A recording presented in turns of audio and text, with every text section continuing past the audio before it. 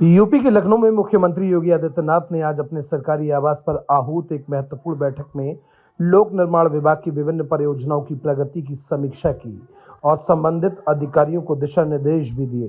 PWD राज्य मंत्री कुंवर ब्रजेश सिंह, प्रमुख सचिव मुख्यमंत्री एवं सूचना संजय प्रसाद भी बैठक में मौजूद रहे। ठाकुर बांके बिहारी मंदिर तक जाने वाले मार्ग से अतिक्रमण हटाने का काम नगर निगम के द्वारा किया गया। दुकानदारों ने इस मामले को लेकर तीखा विरोध प्रकट किया और नारेबाजी की। इस दौरान क्या कुछ कहा, सुना देते हैं आपको। सर, ये कल वृंदावन में है, नगर निगम द्वारा बांके बिहारी के पास से स्टोरमेंट हटा गया है, क्या कहेंगे? ये देखिए, उसमें काफ़ी समय से वृंदावन में अतिक्रमण हम हटाते भी रहे हैं, फिर वहाँ पे कुछ अतिक्रमण हो जाते हैं तो उसको फाइनली क्योंकि भीड़ बहुत ज़्यादा है तो उसको लेकर के माननीय उच्च न्यायालय के आदेश थे, उसको लेकर के अतिक्रमण हटाने की कार्रवाई की गई। लगभग 80 से 100 के बीच में कुछ अतिक्रमण आइडेंटिफाई किए गए थे जिनको हटाने की कार्रवाई कल की गई और लगातार हम लोग अतिक्रमण हटाने की कार्रवाई वृंदावन मथुरा में करते रहेंगे। सर, बिहारी जी पे अतिक्रमण हटाया गया तो कुछ विरोध भी देखने का वहाँ पे व्यापारियों का मिला था, लेकिन इस तरीके से विरोध मिलेगा तो कैसे नगर निगम कार्रवाई कर पाएगी? देखिए, उसमें स्वाभाविक है कि कुछ अगर हम लोग कार्रवाई करते हैं तो कुछ ना कुछ लोगों की ओर से उस पर कुछ टिप्पणी की जाती है, परंतु वहाँ से समन्वय स्थापित कर क्षेत्रीय पार्षद, क्षेत्रीय जो जनप्रतिनिधि हैं उनसे बात करके और उसमें उसको सुलझाया गया, उसको समझाया गया और रिजॉल्व करा करके सबकी सर्वसम्मति से समन्वय से हम लोगों ने अतिक्रमण किया। यूपी के मुरादाबाद में प्राइमरी स्कूल में बच्चों से लगवाई जा रही थी झाड़ू। स्कूली बच्चों से झाड़ू लगवाने का वीडियो वायरल हुआ है। वीडियो में प्राइमरी स्कूल के बच्चों से उनके टीचर झाड़ू लगवा रहे हैं। वीडियो सामने आने के बाद भी दोषियों पर कोई कार्रवाई नहीं हुई। वहीं थाना सिविल लाइन इलाके के प्राथमिक विद्यालय सोनकपुर देहात का ये पूरा वीडियो बताया जा रहा है। यूपी के संबल में आए गौसेवा आयोग के सदस्य दीपक गोयल ने संबल में बयान दिया है। उन्होंने कहा कि किसान के खूंटे पर गाय बंधे, गाय पर सरकार दोषी नहीं है, दूध दूकर गाय छोड़ने वाले दोषी हैं। गौशाला सिर्फ दूध पर नहीं चलेगी, गाय के गोबर और गौमूत्र से प्रावधान से गौशालाएं अपने पैरों पर खड़ी होंगी। सुरक्षा को लेकर यूपी सरकार की मंशा पूरी तय है। 400 करोड़ रुपया पास किया गया है, किस तरह से व्यवस्था की जाएगी? सभी प्रदेश की गौशालाओं पर गौ संरक्षण, गोवर्धन और हम जो इसमें जो अपनी खाद का उत्पादन कर रहे हैं उसके काम के लिए हम लोग इसमें कटिबद्ध हैं। और माननीय योगी जी का एक बहुत बड़ा सुझाव है कि गाय हमारे गौशालाओं में न रहकर किसानों के खूंटों में बंधे, लोग गायों को गोद लें और तो इसकी सेवा हो पाएगी। पिछले दिनों, बहुत दिनों से तो हमारा गौसेवा आयोग बंद था, अब कार्य में हो रहा है, इसके लिए हम काम करेंगे। आप निश्चिंत रहें, गौ सेवा के लिए पूरा योगदान रहेगा। लगातार विपक्ष का आरोप है कि गौशाला को लेकर लगातार भाजपा जो है सिर्फ राजनीति करेगी, धर्म और गौशाला को लेकर। विपक्ष को तो कोई ना कोई मुद्दे चाहिए, विपक्ष सब छोटे आधार बना रहा है। सबसे ज्यादा गौ सेवा करते हैं तो हम संघ परिवार के लोग करते हैं, भाजपा करती है और कोई नहीं करता। सर, जिस तरह से मध्य प्रदेश में गौशाला को लेकर वहाँ के सीएम ने आयोग किया कि हर किसी को क्रेडिट कार्ड मिलेगा, क्या इस तरह का यूपी सरकार भी उत्साहवर्धन किसानों को करेगी? बात चल रही है इसके बारे में। लगातार कुछ मैसेज प्रशासन की तरफ से गया था जिसमें कि वो 1 गाय पाएंगे, 10 गाय पालेंगे उनको 1000 रुपए मिलेगा। इस बीच किसानों ने सर पाला था, क्या किस तरह से उत्साहवर्धन आप 50 रुपए प्रति पशु देंगे, जिसमें 1500 रुपए महीना है। अगर 2 पशु लेके जाए, गाय या गोवर्धन करेगा तो हम 3000 रुपए। सर, लगातार सरकार की मंशा है कि सड़कों पर आवारा पशु खेतों में नहीं दिखे, लेकिन फिर भी काफी खर्ची के बाद भी दिखाई दे रहा है। पहले से बहुत प्रयास हो रहा है, अब इतना गौवंश हमारा सड़कों पर नहीं घूम रहा। हम लोगों ने गौशाला पर उनका ले आने की व्यवस्था करी है। सर, लगातार एक वायरल वीडियो कई जगह की आई है, ट्रैक्टर से कहते हैं कभी, क्या गौशाला में सीसी कैमरे की व्यवस्था की जाएगी, क्या निगरानी रखेंगे? अभी लगभग 50% हमारे गौशालों पर कैमरे हैं, बाकी हम पूर्ण रूप से कैमरे से सब गौशाला बनाएंगे।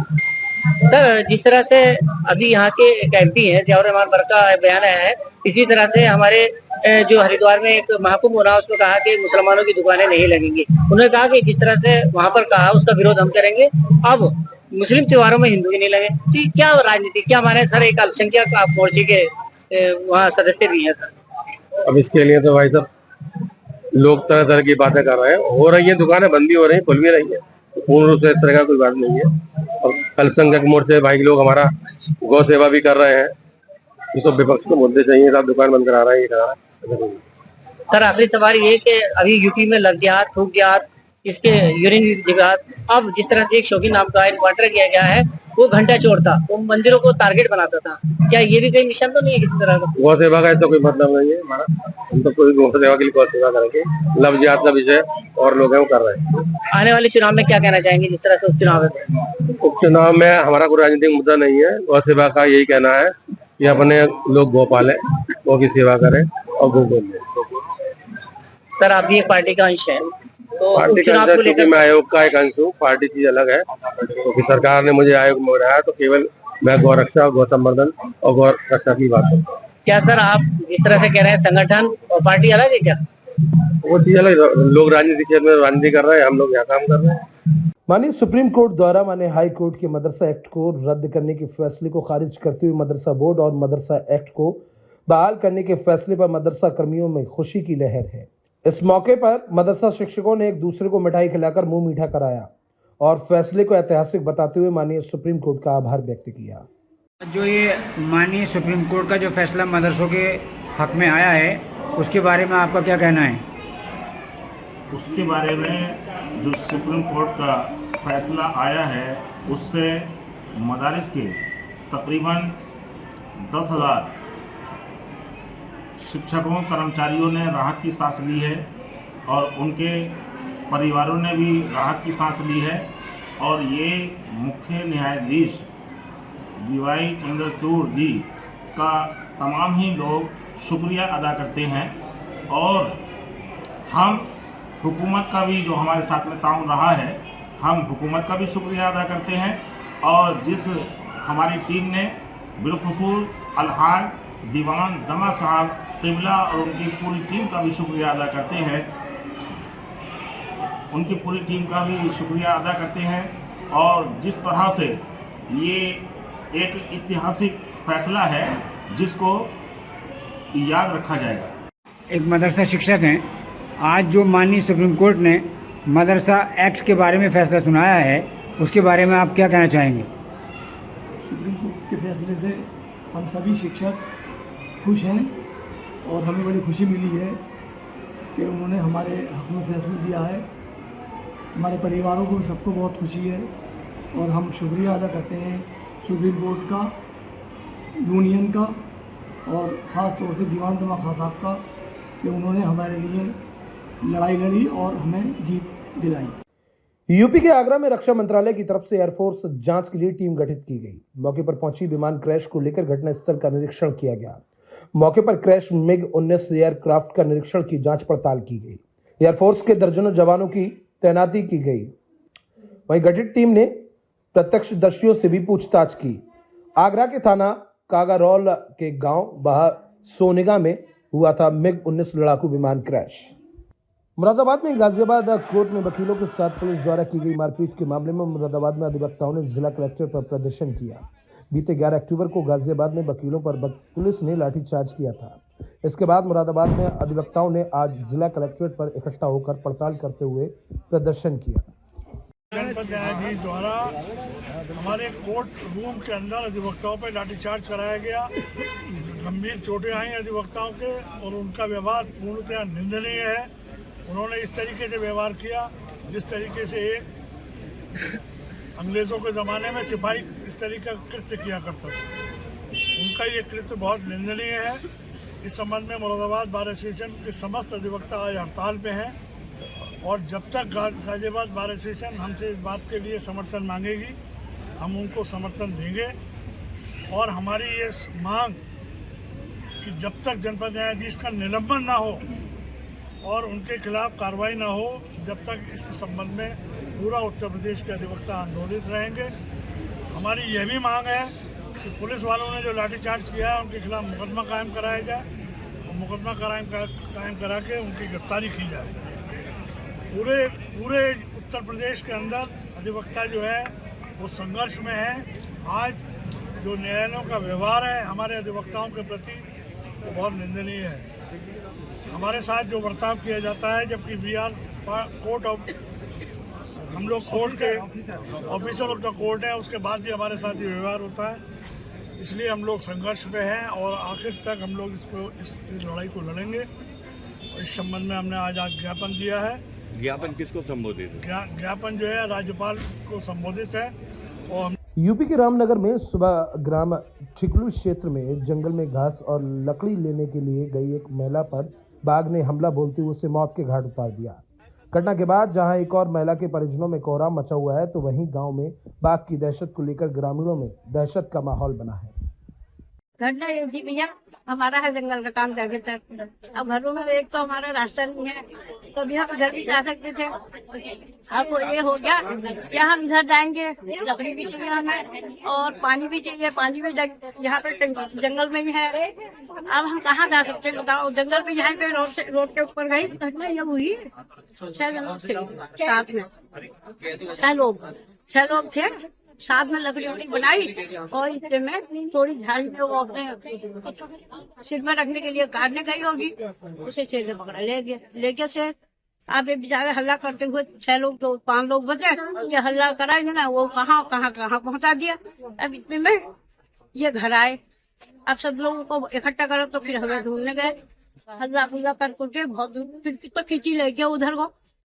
महिला है सर, मैं यहाँ की स्थानीय निवासी हूँ। जैसे कि आज हमारे वहाँ पे ये घटना हुई है, ये ज्यादा दूर में नहीं है। यहाँ पे हमारी पानी की टंकी भी है। अब लकड़ी तो छोड़ो, अगर हमारे वहाँ पानी नहीं है तो हम पानी लेने भी यहीं पे जाते हैं। हमारी नहरों में साल में 2 बार पानी आता है, 2 महीने मतलब। और कोसी का रास्ता हमारा होटल वालों ने बंद कर दिया है। और उस कंडीशन में हम कहाँ जाए बताओ। हम ये चाहते हैं प्रशासन से कि यहाँ पर कैमरा पिंजरा लगा के और इस टाइगर को पकड़ के ले जाओ। और क्योंकि रात को ड्यूटी वाले बच्चे भी पैदल जाते हैं आते हैं, उनका कोई टाइम नहीं है। इस कंडीशन में प्रशासन को उचित कार्रवाई करके इस टाइगर को यहाँ से पकड़ के ले जाना चाहिए। और हमारे जो रास्ते बंद कर रखे होटल वालों ने, ये रास्तों को खुलवाने का प्रशासन। बड़ी घटना हुई है, महीना पे 12 घंटे पहले। क्या मामला है किसान को?